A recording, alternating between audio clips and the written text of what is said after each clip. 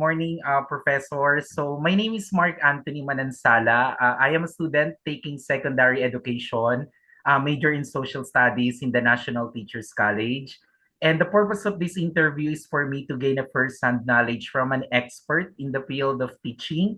And I will be asking at least 5 questions, and this will be recorded for documentation purposes. So no doubt that my resource teacher for today will enrich my understanding of the role of the teacher in the community and of course of the whole country. So without further ado, it is an honor to do this interview with one of the country's top economists and educators. So Professor Shelo Magno, an associate professor, School of Economics, University of the Philippines, Diliman. You're currently teaching institutional economics, public finance law, and economics and microeconomics. So good morning, Professor. How are you? Good morning, Mark. Mabuti naman. Ito, mainit yung panahon. Yeah, it is. I'm actually living here in Cavite. It is so hot. So, Yeah. thank you so much for accepting my invitation. I was actually looking for a resource teacher, but nobody's accepting my my invitation because they were so busy and because of the weather, I guess, or the climate. So, thank you so much. I got desperate, so I messaged you on TikTok because I remember you're a teacher. So yeah, but anyway, let's start. Is there anything you would like to say, Professor, before we start?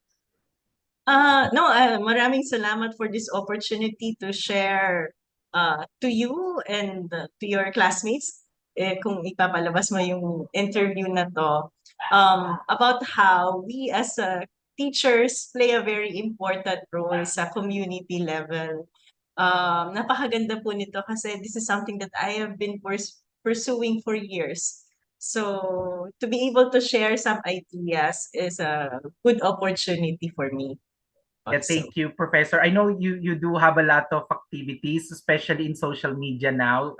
Ever since that you actually left the government service, I guess. So yeah. So my first question for Professor is, what school activities do you conduct that allow the participation of the stakeholders or people in the barangay or in the community? Yeah. So before, even as a professor of UP, kasi in UP we have a flexibility to fix our schedule based on our teaching load, and then we are allowed to do a lot of activities outside UP. So Mm-hmm. before, I was also coordinating a group of civil society. We call the group Bantay Kita. This is specifically in the extractive sector. And Mm-hmm. the goal of our group is to establish transparency and accountability at at the national level down to the community level in terms of how we extract minerals. So we're talking about mining oil and gas in the country because this is one of my passion projects because mining has a significant effect at the community level, at social, environmental, political level, and a lot of negative effects happen to Yeah. community stakeholders, especially in mining communities. So when I was coordinating Bantay Kita, we conduct a lot of capacity building sa community Mm-hmm. level. Like for example, one of our projects is to develop this manual or handbook, a simplified manual to teach our communities how to monitor the activities of mining companies. Like, for example, where to collect the water, what kind of equipment do we need to make sure that we collect the correct amount, where to collect the water to establish whether the pollution in the water is being caused by mining. Importante kasi yun to establish accountability. And then we identify the impact of mining to the community, the revenues that local Mm-hmm. governments and communities should expect from mining, yung payments, Mm-hmm. and to make sure that these payments will have sustainable impact sa community. Kasi minsan, darating yung mga big mining companies, Yeah. mag-extract ng minerals, and then they leave. Yung community mahirap pa din.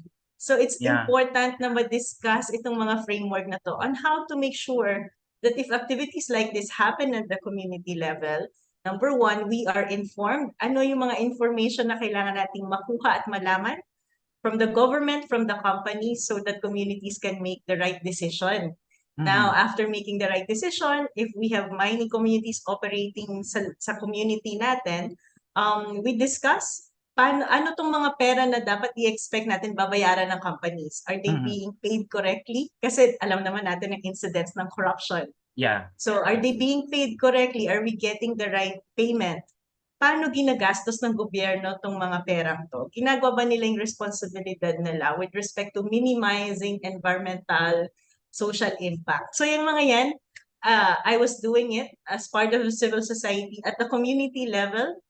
And then eventually I was elected in the global board of it's a multilateral initiative where countries, governments apply to be members Mhm. to adopt and implement mga governance framework policies. So for example, the Philippine government is a member of that, and we as board members would review how the government is performing in terms of adopting policies that would be effective in addressing corruption, ensuring sustainability. So for me as an economist, I think napaka-importante nung contribution to ensure that the concept of sustainability, transparency, accountability, anti-corruption is brought at the international level ng conversation. We also talk about, sa context kasi natin, especially at the community level, yung mga indigenous communities, Yeah. we have the free, prior, and informed consent. Yung mga batas natin, marami tayong magagandang batas. But sometimes communities do not know yung entry point nila on how to influence policies. Yeah. Isa rin yan sa advocacies ko to inform everyone that we can really shape policies in this country. Alam mo ba, for example, big projects, pagpapasok yan sa community at maapektuhan tayo, hindi yan makakausad unless may resolution ang local council. Bago magka-resolution ng local council, dapat nagko-consulta sila. Consultation sa community. And if the community said no, ayaw naman yan despite all these promises or potential, then the local resolution ng council should reflect the sentiments of the community. Mhm. And therefore, hindi dahil ginusto ng gobyerno, nasusunod na. Meron talagang space ang communities to give those feedback. Same with indigenous people. Kung ayaw nilang papasukin sa ancestral domain nila mga certain activities, they can do that because we have the free, prior, and informed consent. Ang danger lang, or maybe ang gap, is hindi tayo aware of all these policies. So it's very important that as educators, kasi tayo teachers, we continue to study. Pinag-aralan natin itong lahat.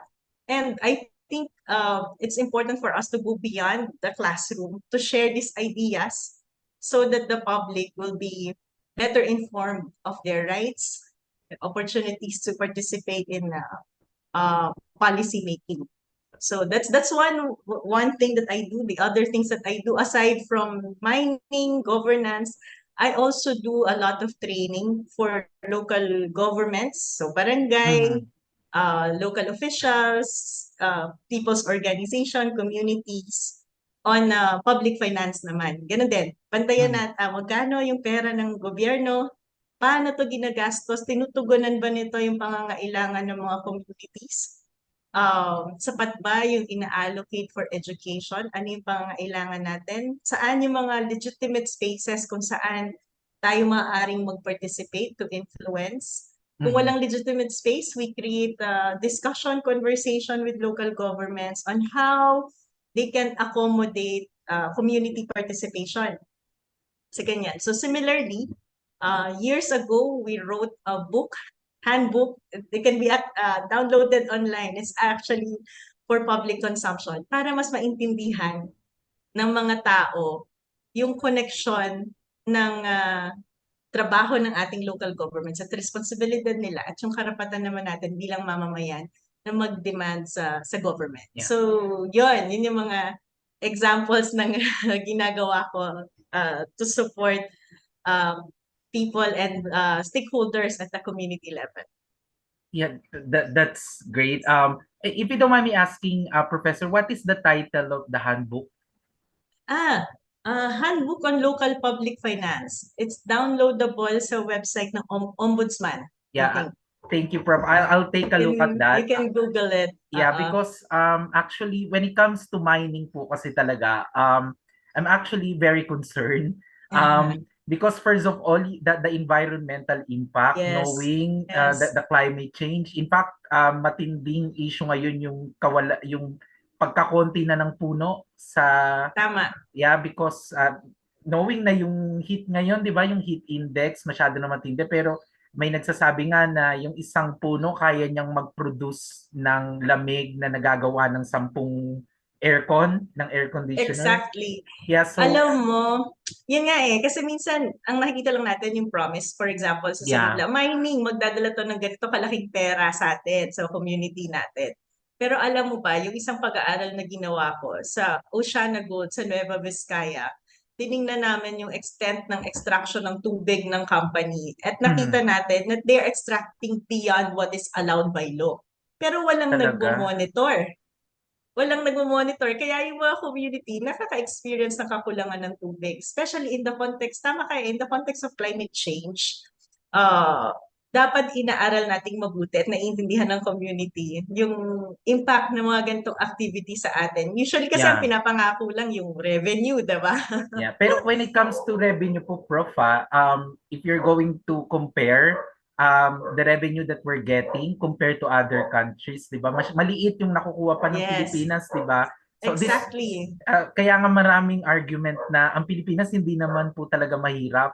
Mayaman talaga tayo when it comes to natural resources. It's just that hindi lang natin na ma-maximize probably because Correct. of corruption Alam or mo, 'di ba? ayun na naman. When I resigned sa Department of Finance or when I Mm, was, I don't know, expired, terminated, ang dami ng term na nangyari na yan eh. Yung main discussion was the price cap and the mm, control of the price of rice. But even before that, madami na kaming policy disagreements ng mm, leadership. And another example is yung mining nga.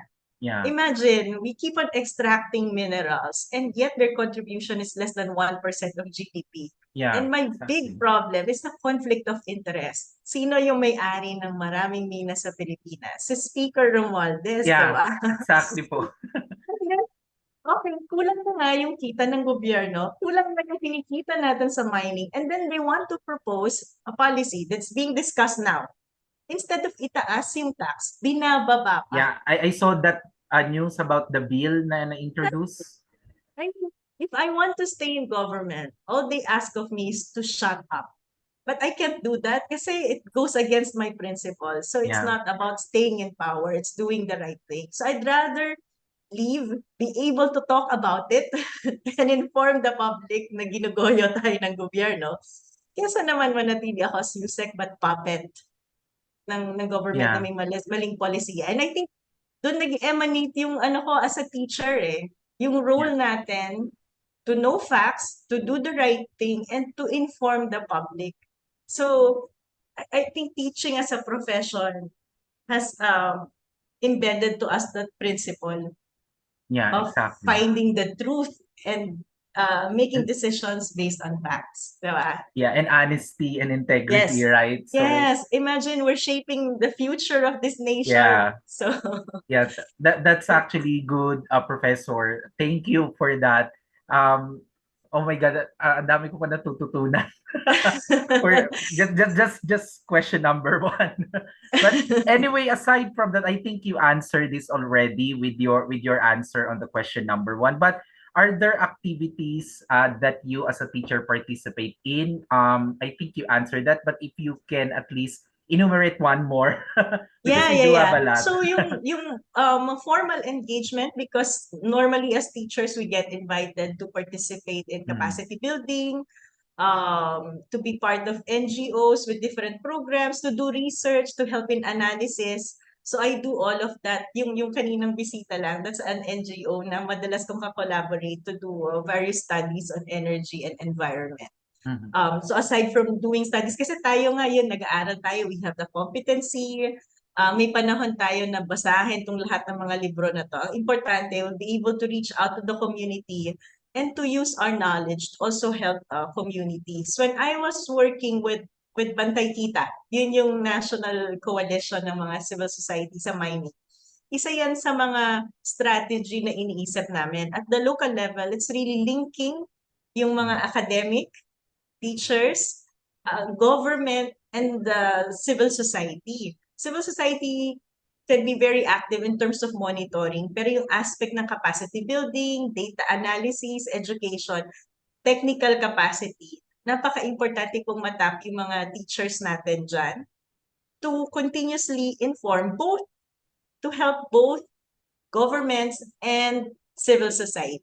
So may important place po siya dun sa community level.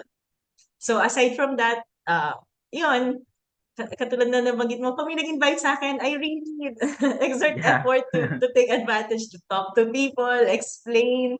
I don't mind doing that, sharing ideas, capacity building, helping in research. Yun nga, pag nanghingi ng technical assistance, ma'am, tulungan niyo naman kami, tama ba itong binabayad sa amin ng community, ng Mm. company na to? I help because feeling ko that's part of being a teacher. Yeah, and the good thing about it, Prof, is that you are going beyond your duty because we know naman po yung duty ng isang economist, right? Is to at least study or observe or to do research about the economy or the impact of the economy or how economy works, and as well as for teachers, teaching. But you are actually going beyond what is the society expected sa isang teacher and sa profession mo as an economist. So Yeah. yeah, Well, that's good. siguro na-appreciate ko yung privilege maging scholar ng bayan dahil Yeah. pinag-aral ako ng UP for free. Well, sinuportahan tayo ng scholar ed. You have Yeah. to give back. And I think I appreciate that privilege. Because of that, naka-PhD ako. So I feel like I have that Mm. responsibility. Kasi may Yeah. luxury ako makapag-aral, may luxury ako maging PhD, may luxury ako makapagturo, may luxury ako magstay sa aircon room. I think I have the responsibility to na ibahagi yung privilege na to so that everyone will have the same opportunity. Thank you, Prof, for that. Yeah. Here's another question that I have. So what does the community benefit from joining in your school activities, if there's any? Yeah. So for example, yung sa mga ibang activities na nagawa natin, syempre mas nalilinawan nila. Halimbawa, yung mga lectures on local public finance na, ito pala yung mga sources ng pera ng gobyerno, ito Mm. pala yung mga dapat pinopondohan nila. Like for example, daycare. Mm. Hindi, most of us do not know na dapat sa bawat barangay may daycare tayo. Hindi lang to yung Yeah. basta daycare na laro-laro. But it actually, according to the law, dapat yung daycare na to kayang alagaan yung anak mo habang nagtatrabaho ka. Kasi maraming, for example, mga nanay, hindi makatrabaho kasi kailangan mag-alaga. Hindi natin Yeah. alam yun. Pero may mandato yung local government sa ganyan. So, Ah. ang ginagawa natin ay i-build yung kakayahan ng mga communities na i-engage, kausapin ng gobyerno, baguhin yung perspective na maghihintay na lang tayo sa ibibigay nila. Karapatan Mm. natin bilang mamamayan na mag-demand kasi nagbabayad tayo ng tax. So yun yung tinatawag nating accountability. At hindi lang tayo basta nag-demand, dapat nag-demand tayo ng quality na service. Kasi that's why we Mm. elected them there. Not to idolize them, but to Yeah. expect good services from them. Dahil binabayaran natin sila, tayo papasweldo sa kanila, diba? Yeah. So, yun lang ma-change yung mindset na yun, masaya na ako. And then, also to convince local governments na itong mga community members, civil society, partner po natin sila sa development. They can really help. Hindi lang po sila nandyan to criticize, awayin ng Mm-hmm. gobyerno. But specifically teachers, yung technical capacity niya nandyan. Pero siguro, reminder lang kasi minsan yung mga expectations na, ako okay lang sa akin yun may bayad, walang bayad, or Mm. may extra honorarium, ginagawa ko yun lahat. But also, I think it's important that we also have to be mindful kasi oras yan. So if we have money to compensate our teachers, provide extra honorarium, if we invite them to provide technical assistance or help, that would be of course most welcome, especially sa community level because syempre maraming trabaho yung teachers natin, overwork nga sila, diba? Yeah. And then mahirap naman i-demand and expect na after mo mag-overtime hanggang weekend nagtatrabaho sa school, we expect them to do all this outside work pa.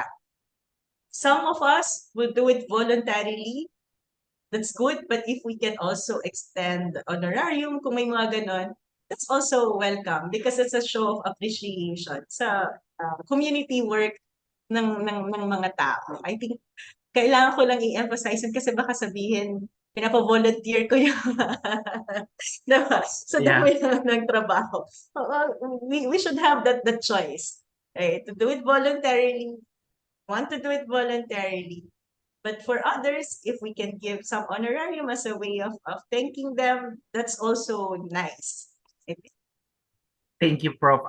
If you don't mind, Professor, kasi I remember there was this interview, I think in One News, you were with JC Punong Bayan. And Ah, actually, may tumatak sa akin na sinabi mo before that na dapat ma-break natin yung mindset na when we ask help from a politician or from our leaders, we're not asking a favor. Were actually they have to do that because they are mandated to do that. And it's a good thing din as well that you mentioned about the expectation to the teacher na even though we have to be engaged in the community or in helping the country, teachers should be properly compensated yes. according to their work. So yeah, thank you. That's actually a topic that na usually nagka-come up whenever we have Yes. discussion about the roles of the teachers. Kasi Kasi that's yeah, already an extension work. yeah. 'Di And We yung can classroom pa lang po do it. mahirap na. Yes. And our teachers are overworked, overloaded, 'di Yeah.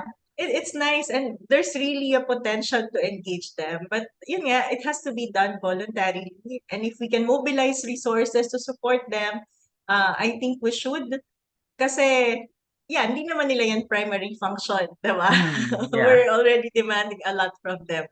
But there's that potential, and I think we should tap that. But at the same time, mobilize resources to make it sustainable. On the other hand, politicians, we elected them, we pay for them, so it's Yeah, their responsibility to serve us. exactly. And for me as a teacher, as a future teacher, as a social study teacher, because it's our job to build good citizenry, right? And that's Yeah. what we would like to emphasize to our student that you will not be asking favor for those people, right? Yes. It is their duty. Yeah. Uy, but I have another passion project that I'm starting and I think matutuwa ka dito because what I'm planning to do, I was discussing lang we have an education crisis, diba? Yeah. And as I research, parang nakikita ko parang iba-iba yung modules and outline and the Mm. content for teaching economics for grade 9. Tama, social studies yung may Yeah. handle nun, right? I have a passion project. I'm thinking of writing a book of economics for grade 9 students na simplified, nakalink din sa mga current policies and events natin so that pag tinuro mo yung concept, madali mo siyang makukwento batay doon Nice. sa mga current events. And then at the same time, gusto kong mag-create ng supplementary materials related to the book so that the teachers can have PowerPoint presentations when you lecture it, a manual on how to explain these things, test back, so that meron ka ng pool of quizzes and exam, hindi ka na mahihirapan. And I will make all of this available for free, including the book Nice. para sa mga bata, downloadable. And then maybe if I sell, halimbawa hardbound, um, that pag binili ng tao yung hardbound or good quality, magpiprint tayo ng equivalent, cheaper version for distribution for free para sa mga estudyante. And then we'll conduct capacity building for teachers on how to teach economics. So that's my project for this year. Yeah, I'm that's nice. excited to do that. Yeah, that's nice, Professor. I will be waiting for that. Hopefully, bago ako practice teaching, available na siya. Yeah, oh, diba? Yeah, so, I will yeah, keep in touch with you as I yeah, progress dun sure. sa work. I will consult you because I teach college students eh. May mga Mm, expertise kayo in teaching um younger children which requires more patience, more yeah. skills. So I will consult you definitely. Thank you, Professor. Yeah, I will wait for that. Anyway, we're down to last two questions. So another question that I have for you, Professor, is that as per your observation, are the lessons that you taught in the school transferred to the homes or community? You may cite an examples and explain how. Yeah. I think at the, for example, yung mga tinuturo kong basic governance concepts sa Mhm. public finance, kasi yun yung tinuturo ko. It's the same framework and concept that I teach sa mga community level.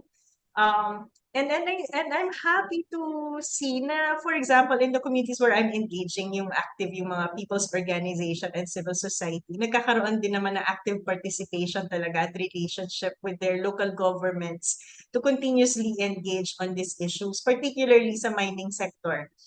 At the time when I was coordinating Bantay Kita, we have indigenous people who are engaging their local governments. In Compostela Valley, ko na maalala, 2014 ata yun or 2012. In fact, nagkaroon kami ng ordinance at the provincial level Mhm. formalizing yung engagement ng civil society with government. So maganda yun. 4 years ago, we were able to, dinadraft naman namin yung ordinance ng freedom of information at the local level. So we're sharing it with local governments na parang, ito pa may draft ordinance na kami so that people can have access to information. Very open naman at very engaging ang karamihan ng local government. So I think it's effective. The more we talk about it, we explain to them, hindi po yung in a more positive way na kapag i-engage natin ng mga communities, private citizens, hindi po to criticize government, but really to help, to Mhm. help. Um, dahil tayo din naman yung nakikinabang sa serbisyo ng gobyerno. Kung nag-improve yung quality niya, tayo din yung makikinabang doon. So we continuously engage. And I think it's translated. Especially din yung isa naman, yung ginagawa ko sa Extractive Industries Transparency Initiative. Yun yung international board member ako dati for 7 years. But that one, as I explained, countries yung nag-apply doon eh. So if countries apply, nagko-commit sila to implement this standard. So imagine at the international level, when I was a board member, we modified the standard. Kasi dati, ang level ng discussion doon, corruption lang. So ang focus niya, publish what you pay. So mga companies, what are you paying governments? Governments, please disclose how much money you're getting from these companies to check kung may corruption nga ba o may nabubulsang pera. But when I joined, we expanded that. We included social reporting. Paliwanag nyo rin how you're affecting na community, yung impact sa health, impact sa displacement, sa housing, etc. Impact sa environment, uh, available ba publicly yung mga reports nyo to show na wala kayong impact sa water, air pollution, noise pollution, etc. etc. So lahat na yan, we included in the standard to make all of those information publicly available. Tapos sina-check yan. So even Philippines, may evaluation yun every 3 years kung nagko-comply ba sila sa standard or hindi. And then the most important component of that is to make sure that there's people participation in the decision-making process of the extractive sector. So kung mapapansin natin, in recent years, since nag-join yung Pilipinas noong 2012, I think, medyo nagkaroon ng mas bukas na talakayan sa mining. Mas active na yung participation ng mga tao at mas napag-uusapan yung mga issues na to. Hindi katulad dati, Yeah. na-captured talaga ng mining companies ang government eh. Diba? At least now, nakaka-participate na talaga tayo. Medyo, we still continue to discuss, but ito yung mga konkretong activities na may impact at the international level, national, and the community level. Thank you, Prof. In fairness naman po, no, mining, the issue of mining actually became a very main issue now, especially with the new generation. I think because of Gina Lopez. Remember when Yes, yes, there, yes. I was helping her nung nasa yeah, DNR siya. when she was ousted, I think she was not confirmed to become a Yes, DNR secretary. And but at that time na showcase or at least naisiwalat yung parang dulot ng mining, yung pagkasira ng environment, yung pagbaha, yung pag-overflow ng Marikina riverbanks, right? right, right. So, and Alam mo, may malaking issue dyan ngayon actually in relation to climate change. Kasi to be able to transition to renewable energy, we need to extract more minerals. Yun yung mm, ano dun eh. Yun yung sad part nun. We need more copper, we need more nickel. We are one of the biggest producers of nickel in the Yeah. world. So it means that to be able to support energy transition, we have to have more mining.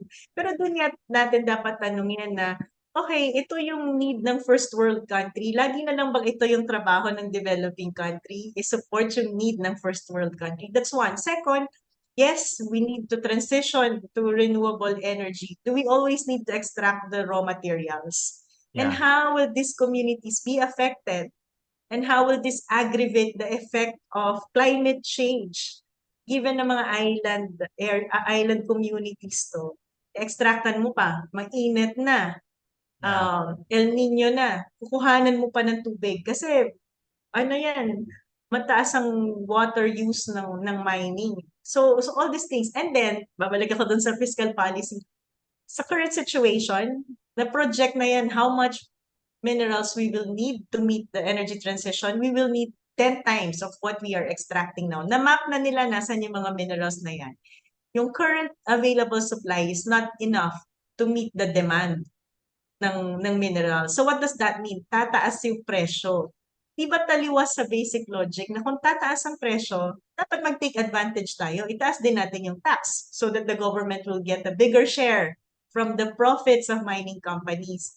So dito yung taliwas na taliwas, pataas yung presyo, masyadong malaki yung negative effect sa akin. And yet, ang action ng government is to lower the tax. Yeah. Diba? So doon papasok yung role natin as academic. Ako kasi, research area ko siya, advocacy ko siya. So I think I have that moral responsibility to discuss this and share this to the public. Because otherwise, if hindi ako magsasalita at walang ibang nag-aaral ng sektor na to, walang makakaalam ng mga ganitong Yeah. narrative. Lulusot na lang ng lulusot yung mga batas na disagrabyado tayong mamamayan at pumapabor sa mga taong makapangyarihan. Katulad ni Speaker Romualdez, di ba? Yeah. Exactly. So, so yun, I think dun po pasok talaga yung role natin as teachers. Thank you, Professor. So, this is my last question for this. What community resources have you used in your teaching? For example, human, property, or financial?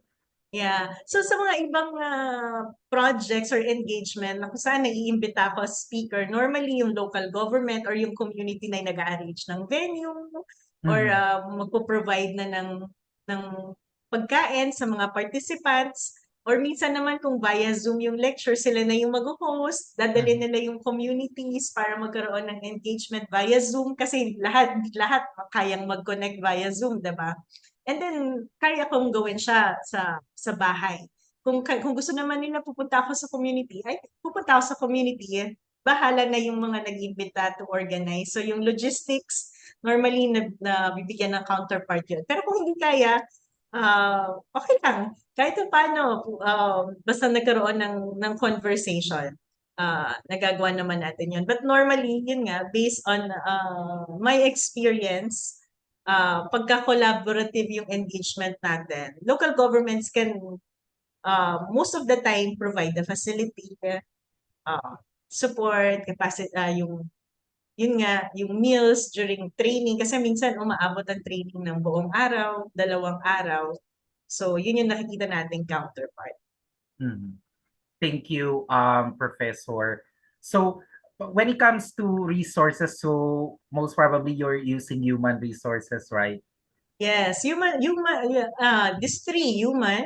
Kasi sometimes yung mga staff or Yeah. yung mga communities, tutulong din sila mag-imbita kung sino yung pwedeng mag-participate, mag-document, mag-assist dun sa mga magpa-participate property kasi kailangan natin minsan ng venue, kailangan ng projector, kailangan Okay. ng laptop, ganyan. Financial, minsan we can tap yung resources from civil society, mga organizations na willing mag-volunteer. Kasi minsan, pag dinala natin yung mga community members natin for capacity building, may opportunity cost yan sa kanila eh. Minsan, of course, again, parehas nung sinasabi sa teacher, they can do this voluntarily, but if we can compensate, why Yeah. not?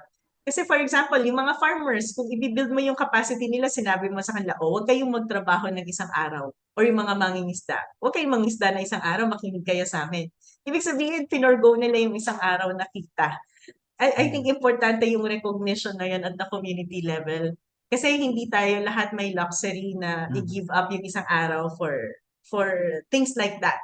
So if we can mobilize resources, financial assistance to compensate yung mga ganon, I think it's very important. If you don't mind me asking, Prof, are you also somehow, taking advantage your position? I'm not sure if that's the right term, or taking advantage your position as a teacher to use your student as a resources to help your advocacy. Well, yung mga estudyante ko, ang sa kanila, I encourage them to participate. Mhm. Yung lakas ng loob na dapat, I think the most that I can do would be to inspire them to do Okay. these things and to encourage them to speak up and to make them realize na bilang mga scholar ng bayan, kasama to sa responsibilidad natin kasi subsidized ng taong bayan yung pag-aaral natin. We're Yeah. getting this opportunity to be educated, to be in the best university in the country, and I think it's our responsibility to give back.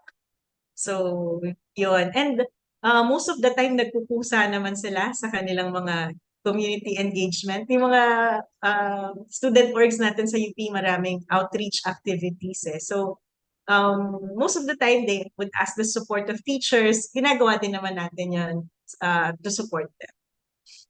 Thank you, Professor. Now that will be all. That those are the questions that I am required to ask. But I would like also to take this opportunity, Prof. I will be sharing this with my classmates, with my teachers, of course. But I would like to ask, what is your message for someone like me who are inspiring? Who would like to become a teacher someday, and as well as for my classmate, we are the future teachers. I remember may isa po kayong post sa TikTok. You posted about the education crisis, right? And that's now a topic that you would like to discuss more and more, I think. So, what is your message for us, future teachers? Oh, nako, maraming salamat Mark for this opportunity at nagpapasalamat din po ako at natutuwa ako na marami sa atin ang naghahangad pang maging guro. Alam ko po hindi ito madaling trabaho kasi tumatayo tayo bilang pangalawang magulang ng mga bata. Mahabang oras ang ginugol natin sa kanila. So napakalaki ng pribilehiyo din natin na i-shape ang future ng ating bansa. Dahil Mhm. tayo ang naglalatag, nagtatayo ng pundasyon sa prinsipyo ng bawat mamamayan. At alam ko po, napakataas ng expectation sa atin, napakalaki ng challenge sa atin dahil yung ginagawa natin hindi lang po ito yung basta nakapagturo lang tayo. Isipin natin mas malaki pa yung economic contribution natin sa maraming mga bagay sa lipunan. Kasi ito pong tinetrain natin, itong mga kabataan natin. Ito yung tinatawag nating human capital. Yeah. In fact, gusto ko nga sabihin, mas importante pa to, invest na natin ng panahon ng ating mga teachers at ng mga estudyante. Mas malaki yung economic impact nito kaysa sa charter change. Yeah. Yung quality ng mga estudyante natin at mga teacher natin ang magde-determine kung gaano ba tayo ka-attractive sa investors eh. 'Di ba? Because it tells a lot kung ano yung kakayahan ng mga mamamayan natin. So napakalaking challenge po niyan. At natutuwa ako na meron pa tayong mga taong katulad mo, Mark, at yung mga kaklase mo na nag-accept ng challenge na to na maging teacher. At ngayon nga, dinidiscuss pa natin yung expectations beyond being a teacher in the classroom. This is being the teacher outside the classroom doing extension and community work. So, kitang-kita po natin yung napakahalagang role ng teacher sa lipunan. At sana po hindi tayo magsawa sa mga challenges, sa mga trabaho natin na ganito. And I think ang pinaka-importante din, dahil sa dami ng trabaho na to, maybe Mark, you can initiate it, create a support group for teachers. Yeah. May set of skills kayo, may set of skills ako, yung iba may set of skills. If we have that support group in social media, maybe we can help each other, mas mapapadali yung buhay natin in doing our work. Katulad nga ng sinabi sa'yo, ako sinasagot ko talaga yung mga nagpa-private message sa akin sa social media. Minsan may mga social studies teacher na nagre-reach out sa akin na, Ma'am, paano ko ba ito ma-explain ng maayos tong konsepto na to sa mga estudyante? So na-realize ko na baka nga mas maganda na magkaroon tayo ng community of learners or teachers that can support each other, answer questions, share materials, na mas mapapadali pa yung buhay natin dahil napakahalaga ng mission na ginagampanan natin sa LeafNet. So I think dun muna, Mark, at marami na yata ako nasabi. It's okay po. Pero that's actually a good idea po, no? Because being a teacher, we are actually required to be creative. And when creativity, to be honest, there's a limit pagdating sa creativity because not every day, not every hour you're creative, right? Yes. So I At saka think, minsan pagod na pagod ka na, di ba? Paano ka pa yeah, magiging creative? Yung pasensya mo lang kung paano makakapagturo sa buong araw. yeah, I think that's a good idea po, no? I'll take a look at it. Ayan, binigyan kita ng Yeah, extension project. yeah, most probably na ano because education is actually my advocacy din po talaga.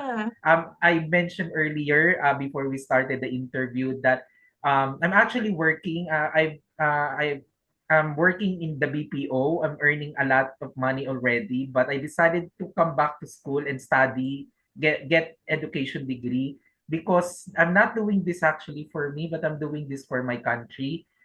Yun yung dinulot sa akin nung Pink Movement last election because I realized na I have to do something Yeah. more than voting, right? More than rallying, more than going there. Though that's important, I consider that as an important steps, but I think there's more that we can do.